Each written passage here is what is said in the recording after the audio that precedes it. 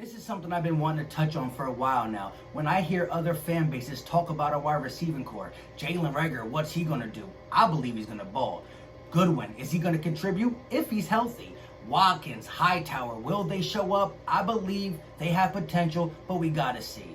Now, our second round pick, J.J. Arcega-Whiteside, is a little scary, but I believe with Aaron Moorhead, he'll come around. And Greg Ward Jr. has a shot to make this team if he can beat out one of these other guys who proven to get the job done as our number one, and we will only ask him to beat a number 3 or 4. But when I hear them talking about all this, they're forgetting about one person who was on the team last year, kinda, because he only played one game, and that is DeSean Jackson, who I believe has a chance to be comeback player of the year with a chip on his shoulder.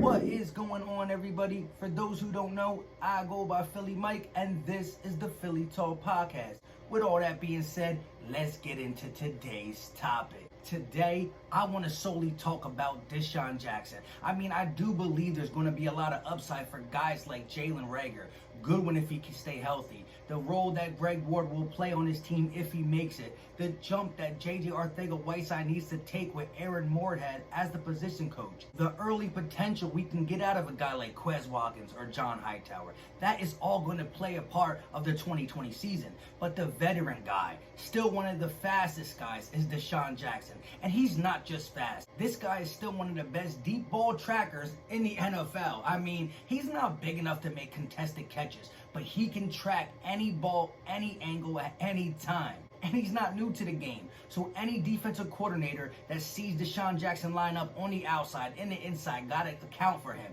They got to do something, put someone over the top, because if you sleep on him, he'll make you pay. And if you back up too much, it's just going to be too easy for him.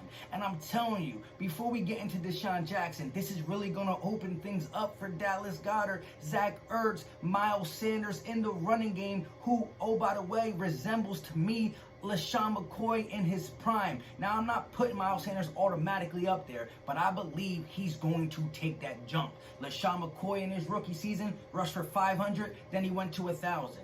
Miles Sanders rushed for 818, and I believe he can get close to that 1,000 if we do a little less run by committee and let him get the bulk of the carries, but switch it up when we need to. Back to DeSean Jackson. This guy can run post routes, go routes, dig routes, out routes, reverses, slants, comebacks. You name it, he can run it. And the vet in him lets him sit inside zones and do things that other receivers wouldn't do. We already saw the connection from Carson Wentz and D-Jax week 1, and it would have been a beautiful thing if it continued down the season. Carson Wentz was tied for first place in the NFL with the longest touchdown in the NFL with 51 yards. And that was week 1 because he didn't get his deep threat the rest of the year. And other teams have multiple deep threats, but we could not find the answer. There was multiple guys who tried, but we could not get it done, which made defenses play up on us and just treat us differently than the rest of the 31 teams in the NFL. Because honestly, New England and Philly were close for the worst receiving core in the NFL, but somehow Carson Wentz got it done. So I believe bringing DeSean Jackson back is just going to open up things for every single player on this team. There's going to be games where DeSean Jackson gets 7 for $150 and 2 touchdowns. But there also is going to be games where DeSean Jackson only gets 4 for 42, but still open up the game for the rest of the people. So let's look at DeSean Jackson's game film, the last time he played in the NFL, which I really don't count 2019. So let's go back to when he was on the Buccaneers in 2018 and see what he did. Right now, you got DeSean Jackson lined up in the X position, and as you can see, the defensive back is playing like 10 yards off. So all you're going to see DeSean Jackson do is a 10 to 12 speed out for an easy completion. Now you got DeSean Jackson in his natural position, and what's going to happen here is he's going to run a post route. The slot receiver is going to run a inside dig route, and they're going to wait and see. If that safety bites on the inside dig route, then DeSean Jackson's going to be wide open in the post, and that's exactly what he did. Here, you got DeSean Jackson at the bottom of your screen, matched up man-to-man against the one and only Ronald Darby, which is the matchup we're going to get week 1 against the Skins. The Eagles are playing cover 1, so there's no help over the top. DeSean Jackson is going to hit him with a stutter step and go deep. What he does here that other receivers don't do is he doesn't fade to the sidelines early, giving Fitzpatrick a nice window to throw that ball between the numbers and the sideline.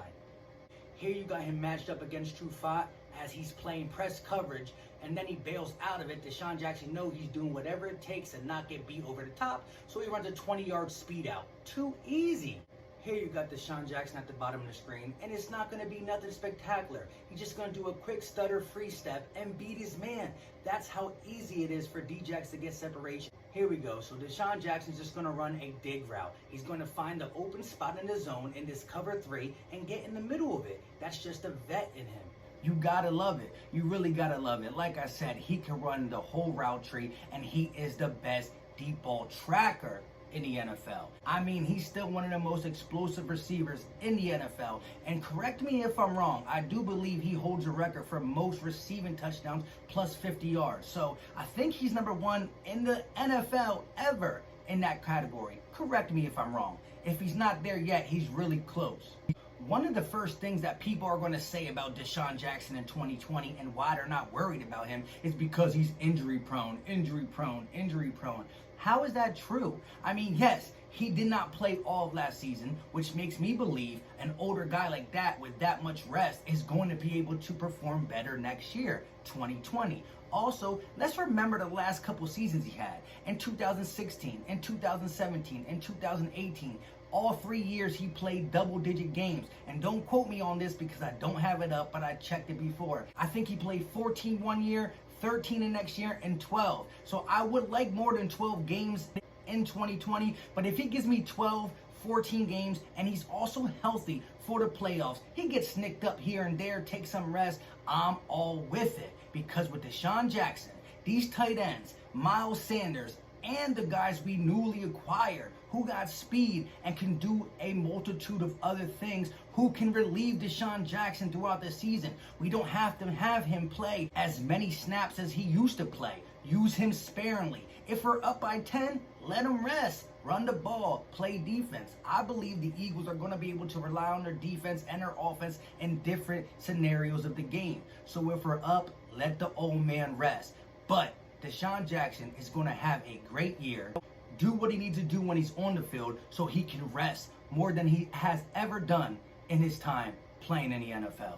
And oh, by the way, that last year we just talked about in Tampa Bay, he averaged 18.9 yards per catch, which is a tremendous amount of yards per catch for a guy like DeSean Jackson. So we use him sparingly, we use him the right way with the rest of this team, and we will do what we need to do to remain NFC East champs. So with all that being said, let me know your thoughts on DeSean Jackson. Could he win Comeback Player of the Year? Will he stay healthy? Just give me your general thoughts about DeSean Jackson and this offense that we got going in 2020. Shout out to all the channel memberships who've been supporting the channel. I really appreciate you guys. And also to everyone showing love, watching, liking, and subscribing to the Philly Talk podcast. Look forward to getting the second Philly Talk Nation stream where I have everybody who's in the Philly Talk Nation category on the screen giving their hot takes on the Philadelphia Eagles. That will be coming up real soon. On that note, you know what time it is. We out.